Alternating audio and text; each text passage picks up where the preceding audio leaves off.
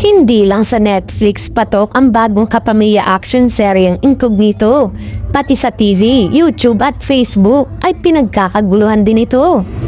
4 na araw nang nangunguna sa top 10 TV show ng Netflix Philippines ang pinagbibidang serye nina Richard Gutierrez at Daniel Padilla simula lang pumasok ito sa nasabing list nitong linggo.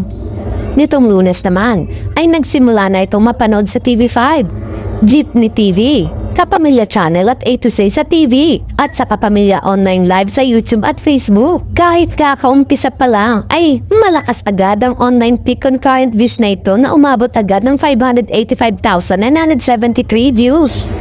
Pero mas lumakas pa nga ito sa second episode nito noong Martes kung saan nakapagtala ito ng pinaka-peak concurrent views.